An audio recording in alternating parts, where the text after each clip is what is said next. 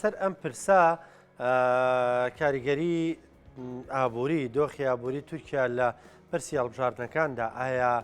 دابەزینی بەهای لیرەی تورکی بەرامبەر بە دۆلاری ئەمریکی دەبێتە شکست بۆ ئاکەپا دەتوانێت شکست بە ئاکەپە بێنێ باردوگان بێنێ لە هەڵبژاردنەکاندا گفتوگۆکەین لەگەڵ زۆر بەڕێز گوێگر برادۆستی بەڕێوەبەری پەیمانگەی ناوین بۆ پەیوەندی نێودوڵەتیەکان لە هەولێر و لەگەڵ مانەکە جێگەر سڵاو لێ بە بەیانیت باش ئەگەر بکرێ پێمان بڵێ پرسی ئابووری چ ڕۆڵێکی هەیە لە هەڵبژاردنەکانی تورکیا. بەیانیت باش کاکە ڕانکۆ سڵاو ڕێز بۆ بینەرانی کورسات نیوز 19 ڕۆژ ماوە بۆ ئەنجامدانی هەڵبژاردنەکانی سەرۆکاتی کۆمار و پەرلەمانی تورکیا لەگەڵ نزیکبوونەوەی ئەو وادەیەش بانگەشەی هەڵبژاردن و لە نێوان هێزولانە سیاسەکان گەرم بووە و گرنگترین خاڵیش لە بانگەشەی هەڵبژاردنە بابەتی ئابووریە چونکە لە تورکیا ئابووری بنەمای سەرەکی دەوڵەتە و پێویستە سیاسەتیش لە خزمەتی ئابووریا بێت لەسەر ئەو ئەساسە دەنگدەری تورک بەشداری هەڵبژاردن دەکەن و دەنگ بە لایەنە سیاسیەکان بدەن. ئەگەر بگەڕێنەوە بۆ مێژوو دەبینین هەموو ئەو هێزولانە سیاسیانەی ئەو پارتانەی کە ئابووریەکی باشیان هەبووە سیاسەتێکی باشی ئابووریان هەبووە توانیویانە لە هەڵبژاردنەکانە سەرکەوتوو بن. سەرەتای دەرکەوتنی ئەردۆغان کاتێک کە بووە گەورە سەرۆک شارەوانی ئەستەمبۆڵ لە 94 تا 98 توانی کۆمەڵێک کێشەی ئابووری ئەستەمبۆڵ چارەسەر بکات. ئەو هەموو قەرزەی کە لەسەر ئەستەمبۆڵ بوو کەمی کردەوە و کێشەی ئاو کێشەی گواستنەوە کۆمەڵێک کێشەی دیکەی چارەسەر کرد. هەر ئەوە بووە هۆکاری ئەوەی کە کاتێک کە ئاکپارتی دامەزرا لە ساڵی 2002 لە یەکەم هەڵبژاردنە خەڵکی تورکیا پاداشتی ئەردۆغان بدەنەوە لەبەر ئەوەی سیاسەتێکی ئابووری زۆر ڕوونی هەبووە. ئەم سیاسەتە بەردەوام بوو تا 2015 بەڵام لە 2015 بەدواوە سیاسەتی ئابووری ئاکپارتی و خودی ئەردۆغانیش بە تەواوی گۆڕاوە. دەتوانی بڵێن پێچەوانە بۆتەوە. ڕاستە ئەو کاتی کە ئاکپارتی و ئەردۆغان هاتنە دەسەڵات تورکیا لە ڕێزبەندی 111هەمین وڵاتی دنیا بوو لە ڕووی ئابووریا. ئێستا لە ڕێزبەندی 16هەمینی دنیاە و حوتەمی هەموو ئەوروپایە. ڕاستە هەڵاوسان ئەو کات لە 180 بوو بەڵام ئێستا لە دوای 2015 دواتر کودەتاکەی 2016 و دواتر ئەو سیاسەتەی کە دەسوەردان لە بانکی ناوەندی و گۆڕینی چەندین پارێزگاری بانکی ناوەندی و زاوەکەی کە بۆ وەزیری دارایی کۆمەڵک سیاسەتی دیکە و ئەو هەموو شەڕانەی کە تورکیا دەستی بۆ برد لە لیبیا لە سووریا لە هەرێمی کوردستانە لە ئازربایجانە هەموو ئەوانە بوونە هۆکاری ئەوەی کە ئابووری تورکیا پاشەکشەیەکی تەواو بەخۆیەوە ببینێت. جگە لەوە هاتنی کۆڕۆنا یعنی گورزێکی کوشندەی لە ئابووری تورکیادا و ئەم ساڵیش لە 6 شوباتە ئەو بۆمە لەرزەی کە دە پارێزگای تورکیای گرتەوە ئەمەش دیسان ئابووری تورکیای بەرەو پاشتر بر. هەموو ئەوانە وا دەکەن کە لەم هەڵبژاردنەیە ئاکپارتی بۆ یەکەمین جار دوای 20 ساڵ و دوای ئەوەی کە لە نۆ هەڵبژاردنی ڕابردووە لە هەڵبژاردنی شارەوانیەکان سەرۆکاتی کۆمار پەرلەمان توانی سەرکەوتوو بێت بەهۆی ئابووریەکەی بۆ یەکەمین جار دوای 20 ساڵ ئەگەری ئەوە هەیە ئاکپارتی ڕێژێکی زۆر لە دەنگەکانی لەدەست بدا و ئەردۆغانیش بۆ پۆستی سەرۆک کۆمار شانسی ئەوەندە بەهێز نییە. بەڵام ئەوەش نییە کە بڵێن تەواو لەم هەڵبژاردنیە ئەردۆغان تووشی شکست دەبێت لەبەر ئەوەی ڕکابەرێکی ئەوەندە بەهێز نییە. باشە ئایا ڕکابەری بەهێز نەبوو ببێ بە کاندیدی ئەو هێزەیە گرتووانە ئەو هاوپەیمانەتی کە پێگەێنراوە یان ئەمە بەهێزترینیانە وەکو دەزانین چەندین ناوی دیار هەن لە تورکیا وەکو ڕکابەری ئەردۆغان خۆیان دەناسێنن. کاکە ڕانکۆ لە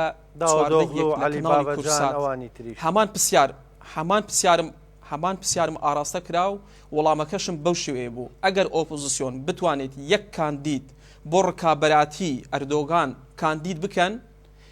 جگە لە کەماڵ کلژدار ئۆغڵە و مەرال ئەکشناڵ بە دڵنیایی ئەو کاندیدە سەرکەوتوو دەبێت. بۆ نمونە لە ماوەی 20 ساڵی ڕابردووە ئاکپارتی ئەو سیاسەتە ئابووریە کە هەبووە ڕاست ئەردۆغان بەخۆی پیاوێکی ئابووریە و لە ئابووریا زیرەکە بەڵام عەلی باباجان داینەمۆی ئابووریە بەهێزەکەی تورکیا بووە. دەکرا ئۆپۆزیسیۆن عەلی باباجانیان کاندید کرد یان ئەحمەد داود ئۆغڵوان کاندید کرد یان ئەکرەم ئیمام ئۆغلوان کاندید کردبە ئەکرەم ئیمام ئۆغلۆ کە لە سەرکردەیەکی جەهەپەیە و شانسشی زۆر بەهێز بووەوەی کاندید بێ ئەگەر لە ڕووی تەمەنەوە لە ڕووی بڕوانامەوە لە ڕووی ئەو کارە باشانەی کە لە ماوەی 4 ساڵ لابردووە لە ئەستەمبۆل ئەنجامی داوە شانسی زۆر باشتر دەبوو لە کەمال کلژدار ئۆغلو بەڵام ئەوە مانای ئەوەش نییە کە کەمال کلژدار ئۆغلۆش کاندیدێکی لاواز بێ بەڵام لەو بەهێزتر هەبوو و ئێستا شانس با بڵێن لە بانگەشەی هەڵبژارنا بەرنامەی ئۆپۆزیسیۆن بەرنامەیەکی چڕوپڕە بەرنامێکی باشە لە بەرامبەردا بەرنامەی ئاکپارتیش بەرنامەیەکی باشە ڕاستە لە چەند ڕۆژی ڕابردووە دوهەمین راپۆرت لەسەر ئابووری تورکیا هەڵاوسان 2.5 زیاد بووە واتە ئێستا هەڵاوسان لە تورکیا بۆتە 50.5 وەش بێکاری بەرز بۆتەوە بۆ لە 10دا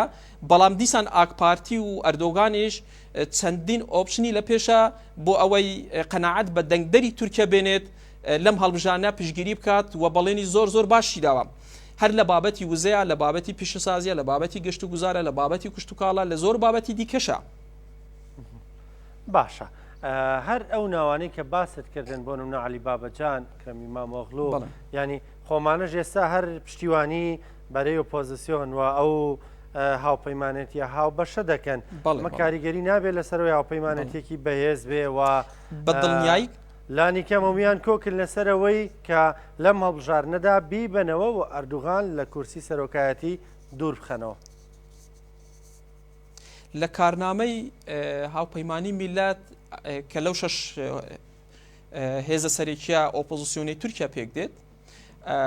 بەڕوونی باس لەوە دەکات کە ئەگەر ئەوان بگەنە دەسەڵات و دەسەڵات وەربگرن مەلەفی دارایی تەسلیم بە عەلی بابەجان دەکرێت ئەمە یەک دوو ئەمە هەمومان دەزانین کە تورکیا ئێستا لە قۆناغی پیشەسازیە لە قۆناغی پیشەسازیە زۆر پێشکەوتووە بەڵام نەیتوانیوە قۆناغی پیشەسازی ڕەت بکە ئۆپۆزیسیۆن دەڵێ ئێمە دەتوانین قۆناغی پیشەسازی تورکیا تێپەڕێنین بەچە بە 3 خاڵ یەک وەستاندنی ئەو هەموو شەڕانەی کە لە دەرەوە ئەنجام دەدرێت دوو باشکردنی ئاستی زانکۆکانی تورکیا ئەمە باڵێن خاڵی دۆسێ دوورخستنەوەی دەستی حزب و سوپا لە کاروباری ئابووریە ئەمە وای کردووە لە هەموو ئەو ڕاپرسیانەی ئەنجام دراون شانسی کەمال کلژدار ئۆغلۆ باشە و شانسی ئەو هاوپەیمانی میلەتیش باشە بە تایبەتی کە هەدەپەش پشگیری دەکات بەتەکیدی ئەگەر ئەوانە بگەنە دەسەڵات عەلی ڕۆژ ئاواش پشگیری و پشتیوانیان دەکات کۆدەنگیەکی نێودەوڵەتی هەبوو لەسەر مانەوەی ئیمانوێل و ماکرۆن بۆ سەرۆکی فەڕەنسا ئێستا کۆدەنگیەک هەیە جگە لە رووسیا و چین کە ئەردۆغان ناوچی باشە چونکە سەرمایەی بیانی لە تورکیا کەم بۆتەوە ئەردۆغان بەردەوام یعنی پشتی لە ڕۆژ ئاوا دەکا یعنی ئێستا ڕوو لە سین و لە چین و لە وڵاتانی دیکەیە جگە لەوەی کێشەی لەگەڵ سعودیا هەبوو لە 2019 بە یەک تویتی وەزیری بازرگانی سعودیا هەناردەی تورکیا بایکۆتی کاڵای تورکیان کرد هەناردەی تورکیا بۆ سعودیا بە ڕێژەی لە 94 کەمی کرد دیسان ئەو کێشانەی لەگەڵ میسر هەبوو لەگەڵ لیبیا هەیبوو لەگەڵ عێراق هەیتی کە ئێستا بەرەو چارسەر لەگەڵ ئیمارات هەیبوو ئەمانە هەموو وای کرد کە ئابووری تورکیا پاشەکشێ بکە ئێستا ئۆپۆزیسیۆن دەڵێ ئێمە ئەو چارەسەرمان هەیە بۆ ئەوانە ئەوە ئەحمەد داود و ئۆخلۆ لە پەیوەندە نێودەوڵەتیەکانە کە بۆ خۆی داڕێژەری سیاسەتی دەرەوەی تورکیای 20 ساڵی ڕابردووە ئەوە مەلەفی پەیوەندیەکان دەرەوە تەسلیم بە ئەحمەد داود و ئۆخلۆ دەکرێت لە مەلەفی ئابووریەوە عەلی بابەجانمان هەیە ئەوە ئەکرەم ئیمام ئۆخلۆ دەبێتە جێگیری سەرۆک کۆماری تورکیا بۆ 2 ساڵی ئایندا چونکە ئەوان دەڵێن ئێمە 2 ساڵ سەرۆکاتی کۆمار بەڕێوە دەبن دوای 2 ساڵ هەم سیستەمی پەرلەمان سەرۆکاتی دەگۆڕین بۆ پەرلەمان و هەم با بڵێن هەڵبژارنی پێشوەختەش ئەنجام دەدەین بە دڵنیایی ئەوانیش بەرنامەیەکی باشیان هەیە و ئەو هەموو کێشانەی ئێستاشەنە لە بانگەشەی هەڵبژار باز دەکرێت بۆ نمونە لە چەند ڕۆژی ڕابردووە کەمال کلژدار ئۆغلۆ باسی لەوە کرد کە ئێمە پێویستمان بەوە نییە کە سیارەی تۆگ نمایش بکەن لەم کاتێ ئێمە پێویستمان بەوەیە کە نرخی پیاز کە پارساڵ بە 3 لیرە بوو ئەم ساڵ بە 10 لیرە بوو لە سەرەتای ساڵ ئێستا چۆتە 30 لیرە خەڵک کێشەی لەگەڵ نرخی پیازا هەیە لەگەڵ پەتاتەیە هەیە جگەلەوە باد زۆر زیادی کردووە هەموو کاڵاک لە تورکیا نرخیان زۆر بەرز بووتەوە ئەمە هەموو وای کردووە کە خەڵکی تورکیا دوودڵ بێ لەوەی کە جارێکی دیکە شانس بە ئەردۆغان و بە ئاکپارتی بدەنەوە لە بەرامبەر ئەوەشە هێشتا قەلقن بۆ یەکەمی جارشە لە هەڵبژارنەکانی تورکیا پێش هەڵبژارنەکان دەنگی خۆڵەمێشی بۆ 115 و 120 بەرز بێتەوە هەموو ئەوانن کە هێشتا بڕیاریان نەداوە ئایا دەنگ بە ئاک پارتی بدەن یان دەنگ بە با بڵێن هاوپەیمانی میلەت بدەن. باشە کاک جێگر ئەمە وەکو پرۆسی هەڵبژاردن بەڵام ئێمە کە لێرەوە دەڕوانین و دۆخی تورکیا دەبینین ئایا ئەردوگان وە بە ئاسانی تەسلیمی سنووخەکانی دەنگدان دەبێ چونکە ئەردوگان بەتەنها هەر خۆی نییە ئەردوگان ئێستا گوزارشتە لە سیستەمی سیاسی وڵاتە لە دەسەڵات لە وڵاتە بە تەواوی جونگەکانیەوە بە وەزارەتەکان بە دەستگای هەواڵگیری ینی هەموو یەک پاکێجن پێکەوە ئایا هەروە بە ئاسانی تەسلیمی سندوقەکانی دەنگدانە بن بە جیاوازێکی چەند پۆین دەسەڵات و هەموو ئەسەساتانە تەسلیمی بەرەوە پۆسیۆن بکە؟ کاکە ڕانکۆ ئێبە ئەوەی هەیە لە واقع ئەمە ئەوە باز دەکەین ئەوە باس ناکەین کە ئەمە حەزمان نییە یعنی ئەوەی ئێستا من باسی دەکەم ئەوەی لە واقعەکە هەیە ئەو واقع بە ئەکیدی بەڵێ بە ئەکیدی ئەگەر بە ژمارە تەماشا بکەین نۆ کۆمپانیا ڕاپرسی لە تورکیا هەیە ئەم کۆمپانیانە ڕاپرسیان ئەنجام داوە و بەردەوام ڕاپرسیەکانیش نوێ دەکرێنەوە لە هەموو ڕاپرسیەکانە دەنگی کەمال کلێژدار ئۆغلۆ وەکو جەهەپە 125 مەهەپە ئی پارتی 110 و دەنگی کوردش لە 108 بۆ 112 ئەوانە کۆ بکەیتەوە لەگەڵ حزبی با بڵێن دێڤا ئایندە با بڵێن سەعادەت و گولەنیەکان نزیکەی 3 میلیۆن دەنگیان هەیە بەلانی کەم ئەمانە بە ئەکیدی دەنگ بە ئۆپۆزیسیۆن دەدەن ئەگەر ئەو هەموو ژمارانە کۆ بکەیتەوە بڵێ هاوپەیمانی میلەت و کاندیدی هاوپەیمانی میلەت ئەگەری هەیە لەگەڕ یەکەمشە سەرکەوتن بەدەستبێنێ بە تایبەتی ئەگەر محەڕەم ئینجە کاندید نەبا لە بەرامبەر ئەوەیە ئایا ئەردۆگان وا بە ئاسانی دەستبەرداری پۆستی سەر و کۆمار و یان لە هەڵبژانەکان دەکشێتەوە بە ئەکیدی نەخێر وەکو جەنابەت باست کرد زۆر جار لە ڕۆژنامەی تورکیا لە هەندێک شوێنە باس لەوە دەکرێت کە ئەسڵ ناوی ئەردۆغان نانی ناوی با بڵێن وەزیری بەرگری دێت یان جەماعەتی مید دێت ئایا ئەوانە هەمویان بەم دۆڕانە قایل دەبن بە ئەکیدینە چونکە سەفینەیەکی گەورەیە ئەگەر ئەردۆغان بدۆڕێت ئەردۆغان و کۆمەڵک سەرکردەی دیکە بە ئەکیدی ڕەنگە ڕوبەرووی دادگا ببنەوە ڕوبەرووی با بڵێن زیندان ببنەوە چونکە لە سەردەمی ئەردۆغانە بە تایبەتی لە دوای کودەتاکەیە نزیکەی 800,000 کەس لە کارەکانیان دوور خراوێتەوە 15,000یان دادوەرن و کۆمەڵی خەڵک ینی بەبێ ئەوە هیچ تاوانێکی کرد بێت لە زیندانەکانن ئەگەر دەسەڵات بێتە دەست ئۆپۆزیسیۆن بێنە دەسەڵات بە دڵنیایی بارودۆخی ئەردۆغان و دەوروبەرەکەی بەم شێوەیە نابێت کە ئێستا هەیە خەلوسی ئاکارە و کۆمەڵی خەڵکی دیکەنە بۆیە لە 2020ەوە ئەوانە کاریان لەسەر ئەوە کردووە کە لەم هەڵبژاردنە نەدۆڕێن هەر بۆیەش ئەردۆغان وەکو بانگەشەکانی هەڵبژانەکانی پێشتر زۆر بە گەرم و گوڕی لە بانگەشەی هەڵبژاردن ناکە چونکە دڵنیایکی پێدراوە کە ڕەنگە بە هەر هۆکارێک بێ بە تەزویر بێ بە هەر بابەتێکی دیکە بێ لەم هەڵبژانە نابێ ئاک پارتی و ئەردۆغان بدۆڕێت بە تایبەتی کە دواهەمین جاری ئەردۆغانە و تەمەنەکەشی لە هەڵکشانە ڕەنگە ئەخیر جار بێ بەشداری هەڵبژاردنەکانی تورکیا بکات بەڵام هێشتا زووە ئەمە پێش ئەم حەدەسە بکەوین زۆر بابەتی دیکە هەیە دەبێت چاوەڕێ بکەن لە چەند ڕۆژی داهاتووە بزانین گۆڕانکاریەکان چی لێدێ بە تایبەتی کە لە تورکیا 122 پارتی سیاسی هەیە کە 36یان مافی ئەویان هەبوو بەشداری هەڵبژاردن بکەن ئەو پارتانە ڕاستە بچووکن بەڵام ڕێژەی دەنگەکانیان 1 بۆ 4 و 5 و ئەوانەیە ئێستا ڕۆژ بە ڕۆژ چەند پارتێک دەست نەپاڵ هاوپەیمانیەکەی جمهوری ئاک پارتی و مەهەپە و کۆمەڵی خەڵکی دیکە بڕیاری ئەویاندا کە پشگیری لە ئەردۆغان بکەن هێشتا ماوە باشە کاک جێگر وەکو دوا پرسیارم ینی بۆ کورد ینی ئایا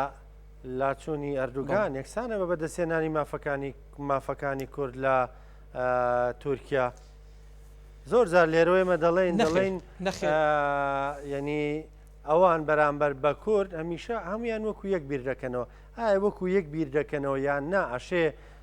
سیاسەتیان کارکردنیان جیاوازتر بێ نەخێر هەمویان وەکو یەک بیر ناکەنەوە وەکو بیرکردنەوە کەمال کلژدار ئۆغڵۆ بۆ خۆی ئەسڵان هەر کوردە خەڵکی دێرسمە و عەلەویە و ئەوانەی لەگەڵ کەمال کلجدار ئۆغلۆن علی باباجان لە کارنامەی حزبەکەی لە پەیڕەوی ناوخۆی حزبەکەی خۆیان نزیکەی هەفتا مادەی هەر پەیوەندی بە زمان و بە بابەتی کورد و بە کۆمەڵێک بابەتی دیکەوەیە ئەحمەد داود ئۆغلۆ ڕێی لەسەر کورد زۆر باشە ئەوەی کە ڕێی خراپە مەرال ئەکشناڵە بە ئەکیدی ئەردۆغان بمێنێتەوە لە 5 ساڵی داهاتووە